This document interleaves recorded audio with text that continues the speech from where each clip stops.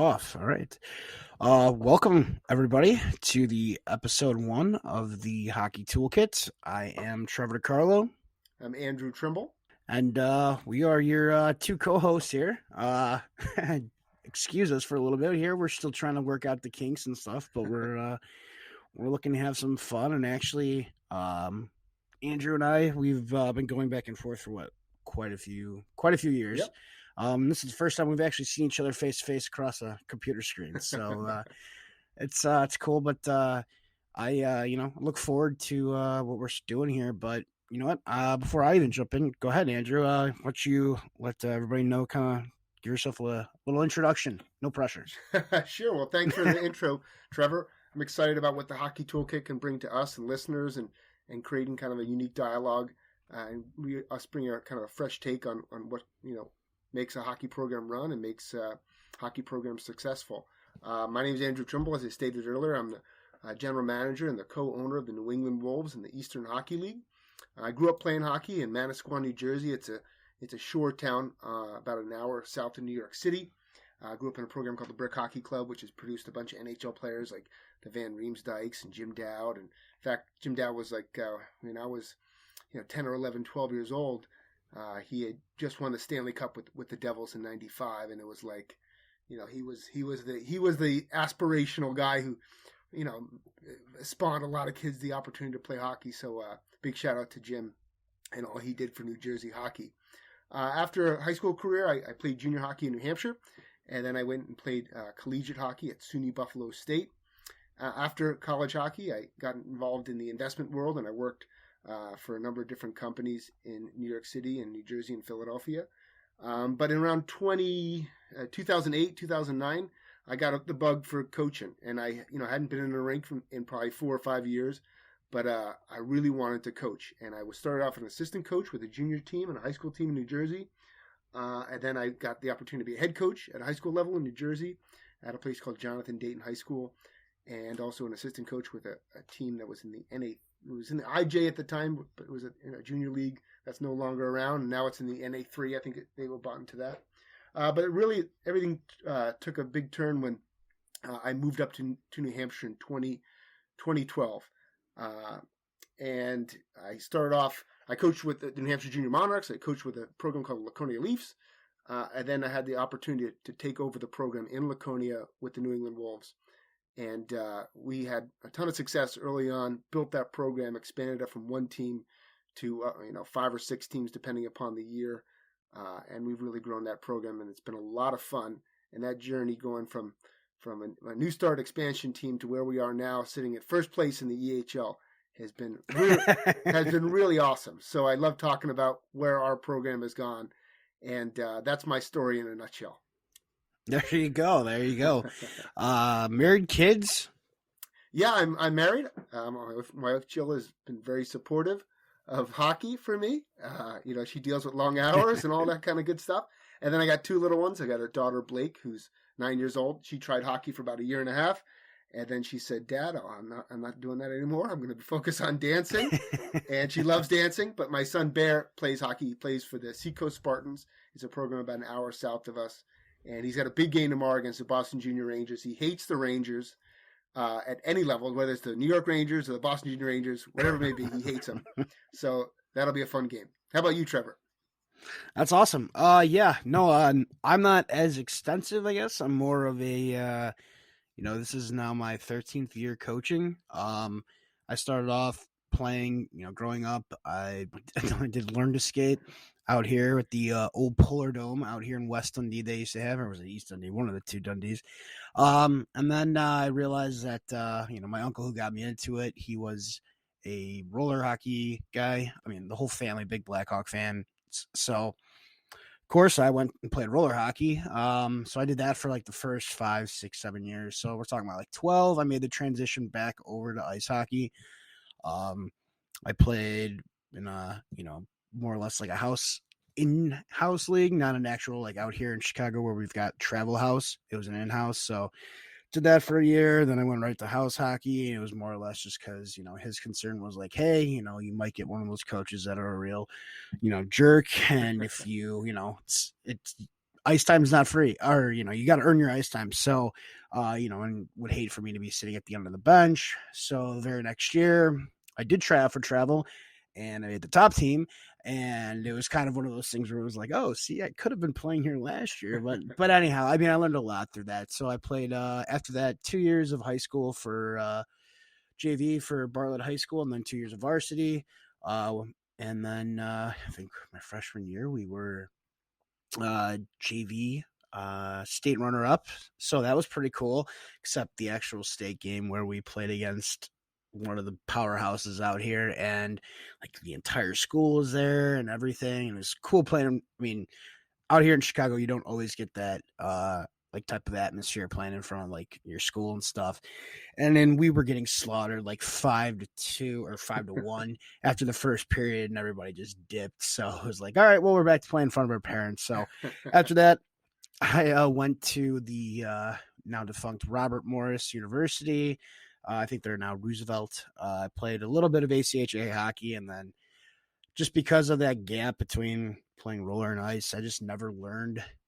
Like I had the skills, I just, I was an average skater in high school. But as you very well know, as you move up, the game gets faster, and if you're an average skater at one level, you might become the below average skater at the next level, and that was basically my story. So I got out of I left and I got right into coaching. Went back to my alma mater, high school, and worked there as an assistant coach on the varsity and JV team for a year, and then took a couple of years off.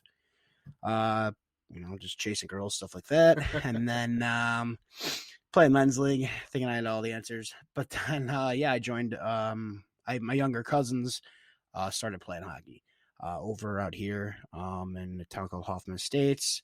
So my uncle was a coach of one of the teams. I ended up going over and meeting the hockey director there, just seeing if I could get my foot in the door.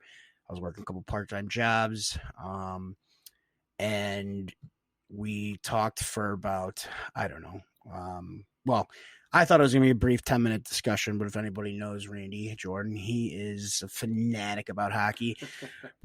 Big BC Vancouver guy. And I walked into his office, and we just sat down and just introduced me, and he was like, it kind of seemed like it was gonna be like one of those little like you might get paid, you might not get paid, and I was just like, all right, whatever I can do to get back in the game. And all I did was bring up the fact that he had a very old Canucks jersey in his office, and I brought in. I was like, you ever hear how Pavel Bure? They say he actually started his forward stride on the outside edge.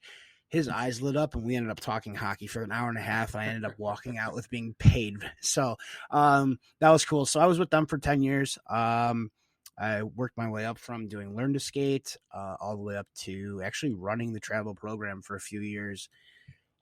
Things, didn't work out to the way I wanted them to. And then I ended up kind of leaving, and now I'm just coached last year a Pee Wee team for one organization, and now I'm at what I'm hoping is my new home for a while, because I don't want to be bouncing around another organization out of Mount Prospect, Illinois. So I mean, in a nutshell, I don't have any of the the accolades. I'm more or less just kind of looking forward to seeing, learning as much as I can. I don't have any of all the answers. Just as there's so many different opinions about hockey, but I'm really looking forward to having us being able to connect now and get this going on. Get it going off the road here, and let's take off and see what we can do. So absolutely, I think that's one of the beauties with the beauties of being a student of the game is you want to be a coach who's a lifelong learner.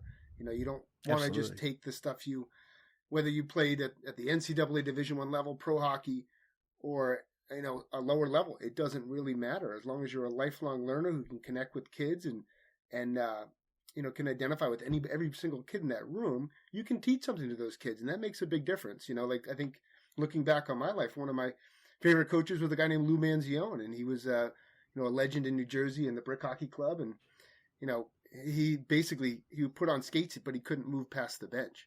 He was didn't sure, skate at all. But then you look at a guy like I coach with Tim Kuhns now, and Tim Kuhns, was a national champion at Boston College, and He was a 9-year professional player, was drafted by the Hurricanes, and he's a tremendous coach. But then Mhm. there's other guys who have the same resume and can't connect with kids and can't communicate. So it's Yep. not about really what you know. It's well, what you know does matter, but like it's how you connect what you know and how Right. you can identify with kids and how you can get them believing in what you're teaching. That's just as important as any other skill. Absolutely. And I mean, I agree 100%. I mean, you see all the over the years being in Chicago, especially, recently since the Cups and stuff, last 10 years, you've had different guys come out and coach, and it's no knock against any of the pros, but even pros from, wherever other teams that have come back, or to, coach here in Chicago, just because you played pro doesn't, as you just said, it doesn't really, I mean, it means a lot. Like you've got a lot of, history within the game and experiences, but if you can't connect to players or, teams or parents or anything, that gets all thrown out the window. You could have been you could be Wayne Gretzky. I mean, look what happened with him in Arizona, greatest hockey player ever, and he coached a year, and some of the guys said it was like the worst coaching experience they've ever had. So yeah, I mean, again, lifelong learner. I'm always just love learning about the game. I'm sure there's other stuff I could apply myself to, but I'll stick with the hockey. Absolutely, and it's about being a teacher too. Like you said, like you can have all the information in the world, but if you can't articulate that information into a way that a kid can understand it, and whether that kid's a mite or learn to skate, or the kid's a midget, or the kid's a NCAA hockey player or a pro athlete, you have to be able to connect to your audience, and that's one thing that like I think gets overlooked a lot. That your ability to connect with the people you're communicating with is the most important thing, and you know people dial up X's and O's all the time, whether it's this forecheck or that forecheck or that breakout or whatever it may be. But it's really about what your audience is, connecting that information, and getting them all to buy into it. That's critical. Absolutely. Yeah, no, and I saw it, and I think that kind of leads us into what is the plan for this show? The Hockey Toolkit. What is it going to be different? From all the others. And to be honest, there might be a lot of things that we do that others do. I don't think that's necessarily a bad thing. From our perspective, though, you know, the podcast is going to be a little bit more different in the sense that we're going to talk about the positives and negatives of the amateur hockey experience. We'll have a weekly focus and different topics that we'll be going over. But you also have coaches, especially Andrew himself. He's on the East Coast here. I'm on the Midwest. The game's a little different in each area of the state. So especially with how it's ran and how it's done, good, bad, and ugly. I can tell you plenty of horror stories about Illinois hockey, but we only have a certain amount of time per month for this program we're using. So, but some of the topics might include skill development, team building, program development, culture. I mean, any and more. For those people listening, if you've got something you'd love to hear about, please let us know. We'll make sure we drop our we're both pretty active on Twitter. We'll drop those. We'll also drop our emails. Send us something. I might not have the answer. Andrew might not have the answer, but we'll go find it. We'll go find the people that do, and we plan on actually, Here, I'll let you go. I don't want to take all Yeah, the thunder no, here. that's all good, man. I think we want to also, like as you mentioned, we want to dive into a specific topic in a specific episode, and then also have our guests uh, relay their information on that specific topic. So we're not just bringing on, you know, John Doe to talk about his college hockey program and pump the tires of what he's doing at, Right. Middle Tennessee State or whatever. I don't, a lot of podcasts do that, or they tell about Sorry the. to that John Doe. Yeah, who's that middle? He's just like, what the hell now? Why can't I be on? All Sorry to right, call you out, great. John, but Yeah. we want to have him come on and talk for 5-6 minutes about a specific topic. So when you as the listener listen to this, I want to learn about how does this guy build his culture at his program. Well, that's going to be that segment, the topic of that segment for 20 minutes. It's not going to be his whole hockey background. It's just going to be about that specific topic. So if you tune in, you can get a deep dive in a short amount of time from a good resource. Absolutely. Yeah. And it's, again, I mean, we're both busy guys. Or at least I like to think I'm busy. I know you're busy, but, yeah, it's one of those things where, we don't want to go on for, an hour and a half podcast, just talking, I mean, I'm sure there'll be times where we do, but that's not our goal here. Our goal is to make it fun, informed, but also so we're not, dragging everybody's just dragging their lives out here listening to it. So And I think the unique thing too we mentioned is we can tease a little bit next week's episode, not just bringing on coaches but current active players, people who are experiencing things now, and what they can give us current active feedback from their unique perspective as a current player or participant, and then also getting that information from other resources, people who've had experience on multiple different avenues when they're coaching. I think that'll be unique too. Is like you're getting that player's perspective, you're getting that coaching perspective, or that managerial perspective, and you're getting a lot of information from different avenues. absolutely, yeah. And again, that's the fun part is that there's so many people out there, and not every, as much as we wish every season would be a dream season, not every season is that way. There's so many different ways of doing things, and sometimes some as you said, so and so might be more successful in different areas than another person.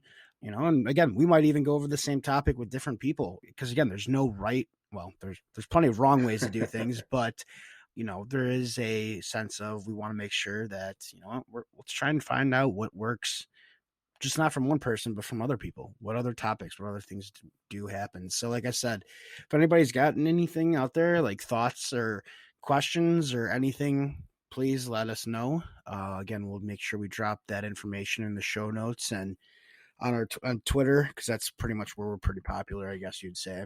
Neither of us have the blue check mark, but go ahead. And before we get to our 5 minutes, which we're going to have as our ending segment on every show, tell me about your last weekend. How'd your team do? I'd rather not talk. No, I'm just kidding. As we were talking in the pre-show, it was this year I've got a team. We've got 2 kids that are actually coming back from previous seasons. Everybody else, I'm coaching a 16U team, is brand new to the program. So you've got, as we like to say, it's kind of a little bit of a hodgepodge here. So we're going through some growing pains. It's still early in the year, and you're learning exactly what kids have been taught by coaches in the past or programs in the past, what to do, what not to do. And again, there's some like dispelling of myths out there itself. Like again, it's not nothing different for you or I, but like I've got kids like, oh, you can't pass the puck up the middle. Well, why not? Sure. Is there a guy open? If there's no one there, why not? So not that that's happened, but this past weekend was a little rough, but again, we're learning a lot of lessons, and we don't really get a whole lot of preseason time out here in the league that I'm coaching in Chicago here. So it's kind of, you jump right in. We maybe had like 3 weeks of actual team practices, and then we're like right ready to go. So a team like ours, who goes up and plays against kids that have been playing the game with each other for a while, or under the same philosophy, depending on the actual program itself, it's it can be a little bit of a again, it's just a giant learning experience. Am I having fun? Absolutely. I'm trying to make it fun for the kids. We're just trying to build a lot of structure, a lot of discipline within the team itself. And I'm not saying like behavioral discipline, but just like, hey, this is what we got to do, in our own zone, all the fun stuff that us coaches love harping on. Then we repeat ad nauseum, and then keeps us up at night. But no, I mean, it's the last weekend we got our butts kicked pretty good. But again, it was it was a learning experience. We win or we learn. And even when we're winning, we're still learning. So, how about yourself? How's things going out there on the East Coast? Well, that's fun. It's funny you mentioned like that kind of that experience of having those early season struggles. That probably can segue later into what we're going to talk about with our 5 minutes. But our EHL team last season started 1-9, and we basically kept the same roster together because there was a lot of good intangibles in that room, and the captain was a really good leader. This guy, Julius Kavandal, who went right from the EHL to playing professional hockey over in Norway. And there was a lot of good. There's a lot of good character kids in that room who'd been there for multiple years. But slowly they started to kind of chip away. They chipped away into that 8-game deficit. And by the end of the season, they finished second in the division, and we won a round in the playoffs. And then we won the play-in game. We made our ways to the Frozen Finals. So Nice. That was a remarkable year, and it, like you said, if you don't learn those lessons early on, then you don't get to where you are at the end of the road. My first Right. year in Laconia here with our first New England Wolves team that played in the old Metropolitan Junior Hockey League, we started off That's 3-8. We started off 3-8, and we got just bamboozled at a showcase in Long Island. Um, I think one game was like 10-2, and it was just awful.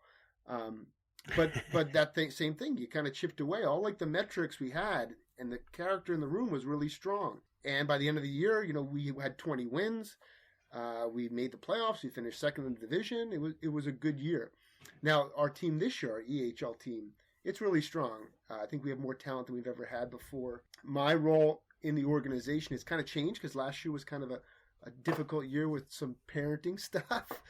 So I wanted to kind of take a year. That never happens. Yeah, for hockey. sure. Yeah. So I said to my business partner, Tim Kuhns, and I said, I'd really like to take kind of a year off and focus on being a good assistant coach and managing, the organization properly, and just kind of like assist you guys because I want to kind of clear my head and get back into my love of the game and love of coaching. And I'm feeling pretty good about things right now. Like, I think this was the right move to kind of detoxify a little bit.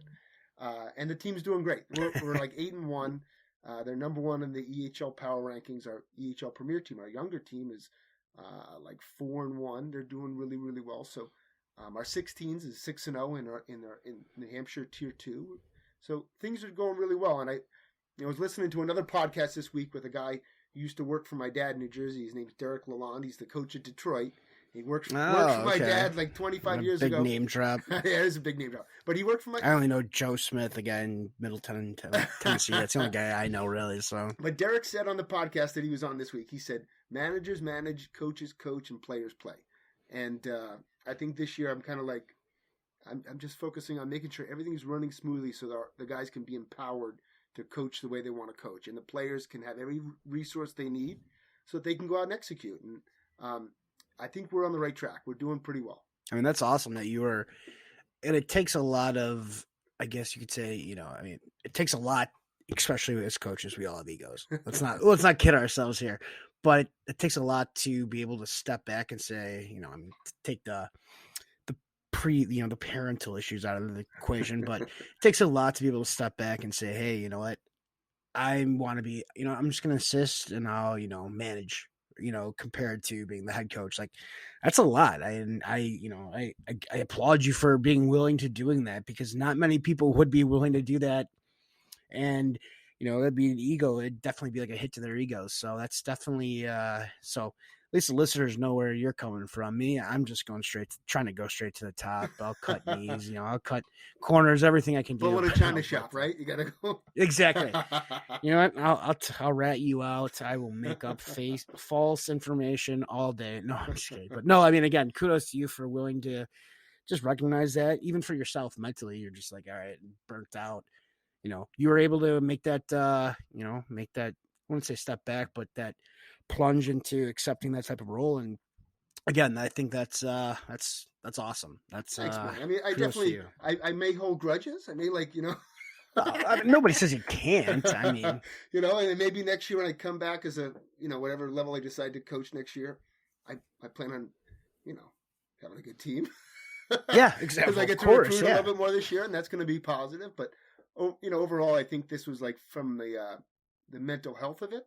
Like, I love hockey. And when I get up in the morning, I'm thinking hockey. When I go to sleep at night, I'm thinking hockey. There was a reason why I got, it was 4 years I probably didn't step in a rink after college because of, then I came back to it because I love hockey. And, sometimes you have to kind of rediscover that magic again, Absolutely. I mean, that was, for me, again, I was doing, I was an assistant director. I was then the director. And it was taxing, especially with the small program. And you're out here in Chicago where, you could throw a golf ball. I can't throw a golf ball that far, but you could, like, literally, the saying, you could hit a golf ball or, baseball, any direction. We've got a huge club that's just ready to take the kids that we are developing. That we did a fantastic job of actually putting in that work. Again, kudos to Randy Jordan and all those other folks that, I got to learn and work with. Kudos to them, because we developed a lot of great young hockey players. One of which is actually on the this past year. She was on the USA hockey team for I think the 18Us. The I don't know if the girls would call it the World Juniors, but I mean, again, we developed some great players, and it was tough. It was tough losing them year after year. So you kind of get defeated, and then having to rebuild a program. And out here in Chicago, you have these no recruiting rules that we'll talk about that another time, but nobody really follows. But so yeah, I mean, it was mentally draining, and then going through the COVID season, that was pretty much it. And I was out there, so I didn't know what I was gonna do. I didn't know if I wanted to coach again or not. So luckily, I was able to again have a great network of people who kind of went to bat for me and got me hooked up with a group, and then basically with a hockey director who, again, he's got more teams than I ever had, and I don't envy his job, but I think he does a great job. And now I'm starting to get that itch again of like, all right, maybe I want to do more than just coach a team. Maybe I want to, be a player, director of player personnel or development skills, whatever. So again, yeah, taking that break, mental health. Oh, God, that's a that's just it's a godsend. So, Well, I think that actually, when um, you alluded to the COVID season, I think that's really a dead on. And my wife's a teacher, so we experienced that too. It's you know, coming out of the pandemic, and everything shut down, and then we made it work. Like we strung everything together. All these organizations and leagues did everything they can to get kids back on the ice, and then we pushed through that year. It wasn't anything anybody would have expected or anticipated, or it really wasn't good enough for anybody. But we got through it, right? And absolutely then last year was the year right. after that. And I think a lot of people had a lot of pin-up animosity and unrealistic expectations. And we were Yep. still in this really difficult, political environment where there was still a lot of restrictions. And for a lot of people, that was a breaking point. I know that we really experienced that in our program. We had basically for year after year, we had this same program. It's a structural program. Like we only have one rink in our facility. We only have one gym. It's all the same coaches. Like nothing really changed for us, but the parents who were involved with that really felt like I think there was a great deal of like what else can you do for me, and that was really disappointing. So hopefully now this year we're fully out of this stuff, and hopefully we're in a better place for our kids because they deserve it. They deserve to have a good hockey year. Absolutely. I mean, at the end of the day, I mean, for you and I, it's and most, 99% of the coaches, we're doing it for the kids. For sure. Yeah. Do some of us get compensated for it? Absolutely. I'm not gonna sit here and say I don't, but, again, I forgot who I was talking to, but they're like, oh, you got to go to your other part time job. I was like, what are you talking about? I work full time, like 9 to 5, and then I go coach hockey. Well, yeah, that's a job. I'm like, that's a job. I mean, okay, yeah, I get compensated, but that's not a job to me. That's like the highlight of my week, my highlight of my day. Um, so it's just funny how people view those things, and yeah, I agree. I think last year I was fortunate to have again. I was just coaching a Pee Wee team.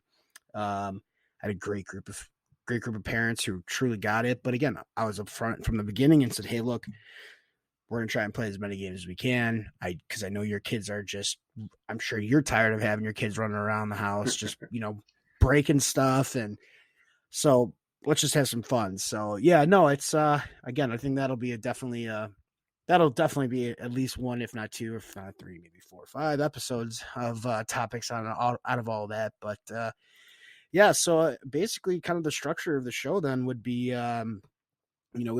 typically we'd have our guests here, but we figured, hey, let's everybody get introduced to us first. But from there, we would go into what you are pretty popular for about writing, and I've always appreciated, and I can actually now tell you face to face over a computer how much I've appreciated you writing those, 5 myths articles, especially not only for my which will soon not be defunct, but it'll be pretty much doing this now. We'll be taking over that spot of for the Fun of Hockey project or whatever I had it is.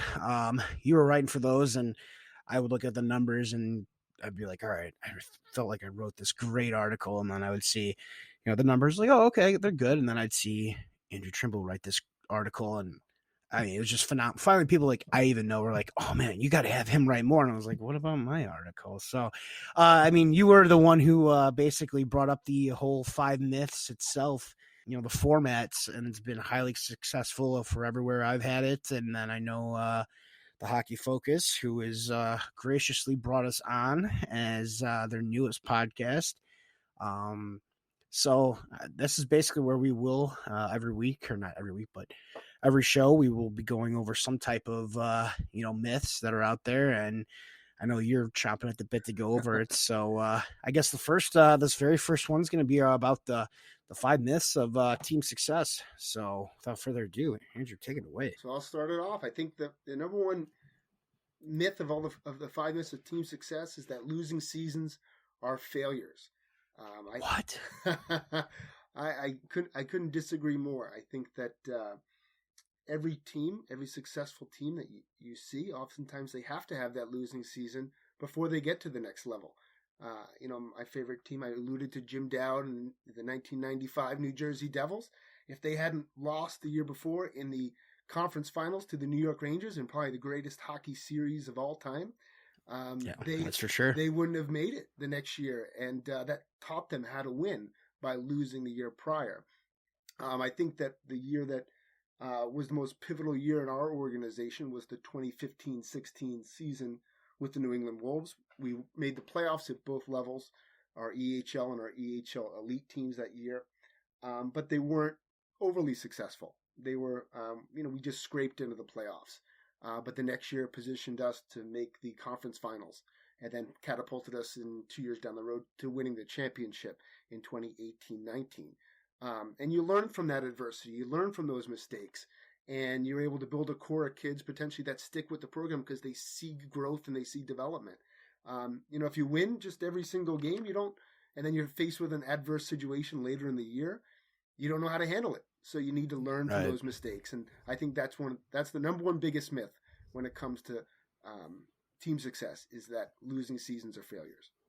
No, I mean, and I 100% agree with that. As you just said, again, my team itself, we're going through a little bit of, it's a rough patch right now.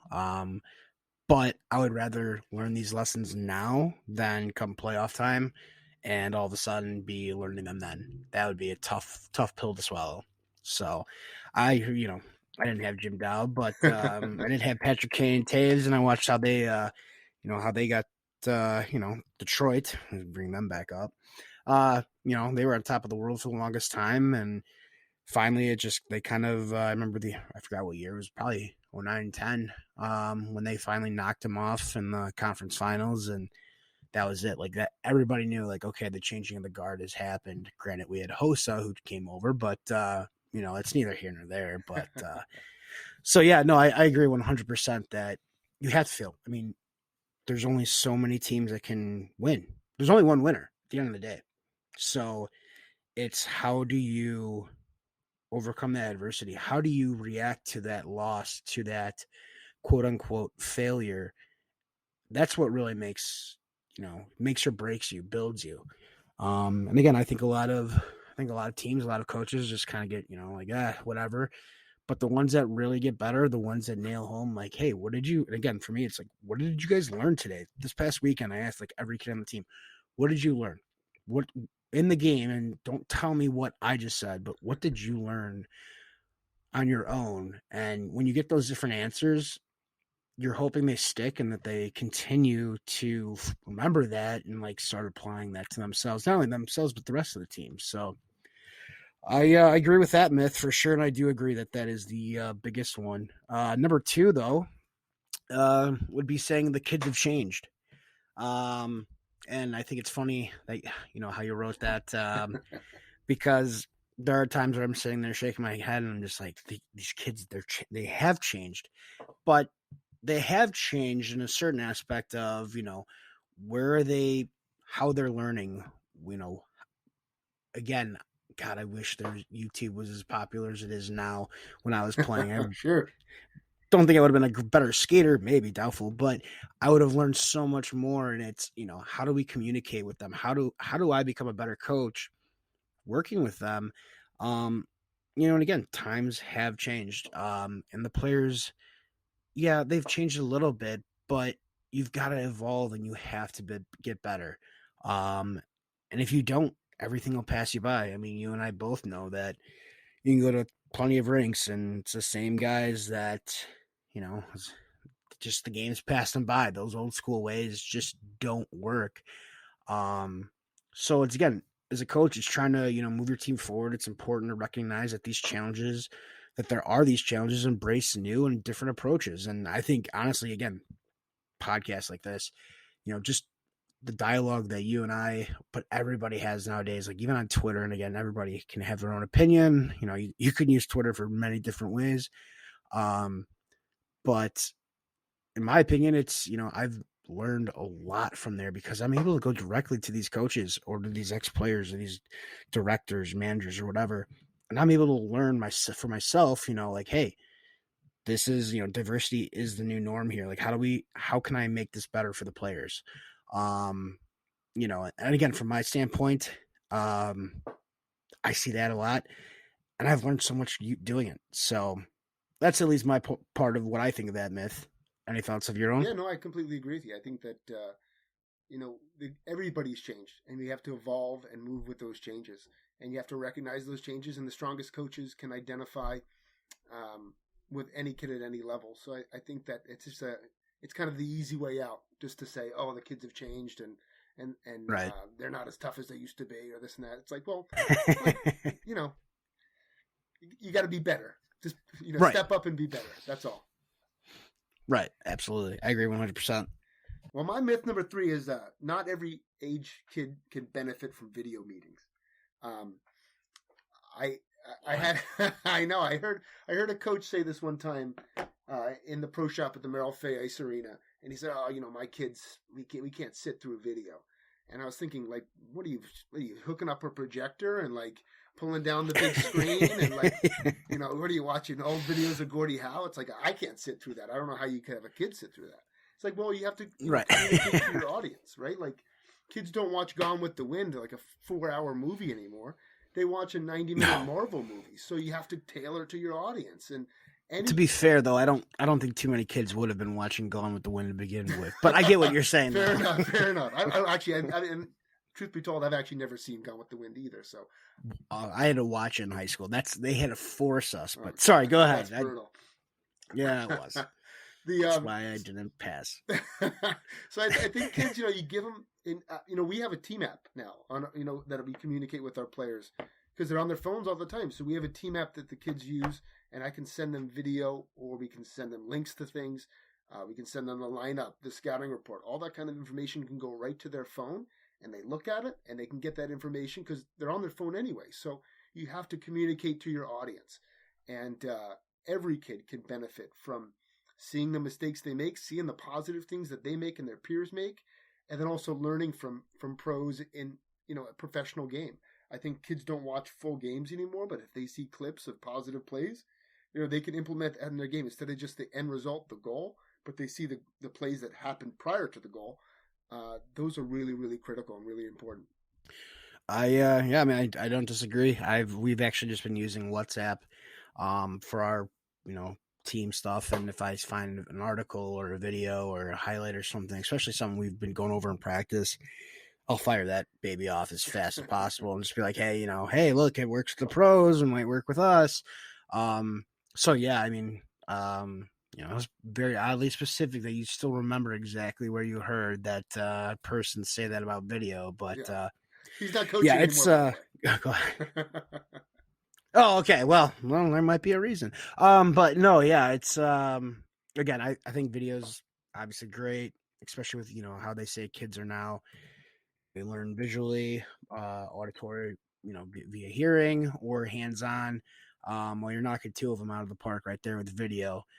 So again, I love it. I use it maybe too much, but it's not a bad thing to watch some great highlights. But so yeah, myth number 4 here: the teams with the best players win. That while it might seem true, and typically at the end of every NHL season, you see teams with great players. Everybody's got to be different, though. Everybody's got a role, and you can play those roles. I mean, That's really what it's going to come down to. You could be the most talented team, and if you don't put the effort in, what are you gonna? I mean, you're not going to get much out of it. If you're just going to coast, nothing good's going to happen. I mean, you might, but I mean, again, as you said, in your article here, it's you have to understand your role. You have to welcome collaboration. You've got to hold yourself accountable. You have to be flexible. You have to have a positive attitude. You have to commit yourself to the team. If you don't do those things, and again, if you don't have players that are willing to do it, you're you're not going to, that's not going to breed success just because, oh yeah, I got the most talented kids. My uncle, for one of the people, I remember choosing teams during tryouts as a finally travel coach, and somebody would say, well, why are you not taking this kid? And I'd be sitting there and I'd be like, why am I not taking this kid? He's one of the best, not one of the best, but he's in that middle of the pack there, in the bubble. And but I'd be like, I just don't have that feeling, come to shove, which is this kid gonna make it? And I remember him telling me specifically, he said, you're not here to pick, the best players. You're here to pick the right players. And that's gonna overall make your team overall the best. It can be.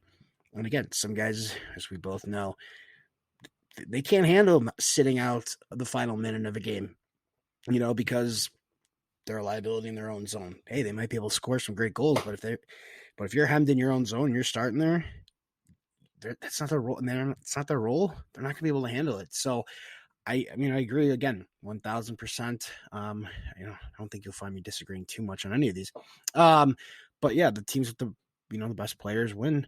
I don't agree with that always. I do think though that talent will beat hard work when but that whole saying, hard work beats talent when talent doesn't work hard. But I still think if you're a really talented team, you can still beat somebody. But again, you have to have those players that buy in. And you talk about that Rangers team.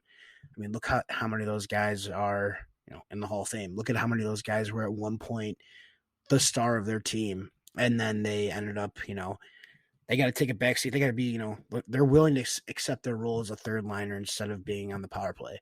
They're willing to accept their role as a fourth line penalty kill instead of being, playing in the middle six or playing, next to Mess the year before, all that stuff. So, I mean, again, I think that's definitely a big myth about always having the best players. Yeah, I think at the youth level, like the younger you get, the more that applies. Like the team you come off with the bus, the Pee Wee team, who's the most talented, generally can win because they're so malleable by the coach, and their parents are driving them to the games, and I think oftentimes that works. But when you get older, and the physicality increases, and you have good coaching that can pick up on other teams' tendencies, and just there's more dynamics involved with that level.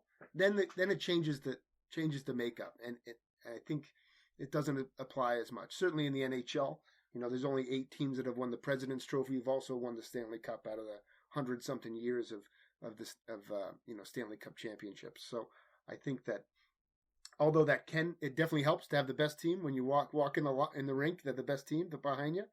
That doesn't always apply that guarantee that you're going to win the game. No, I think that actually makes it more difficult at certain times because it's expected that you're to win. And if you're making small little mistakes mentally, that's going to mess you up a little bit. And then you're going to start, put more pressure on yourself. So I'm okay being an underdog. I mean, I would love to be a favorite every now and then, but I'm okay being an underdog too. Absolutely. Well, I think that brings us to our 5th myth, which I think is the myth of losing cultures. That your organization has a losing culture.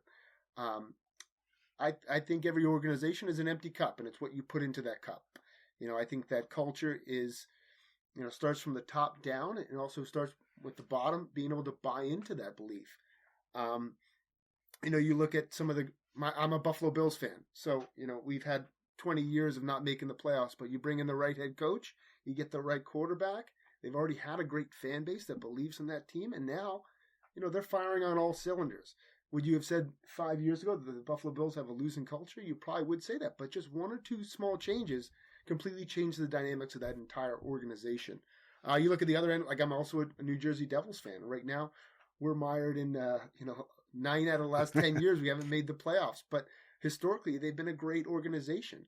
Oh But god, just yeah. one or two small tweaks can change everything. It's not necessarily, it's not the building, it's not a haunted building.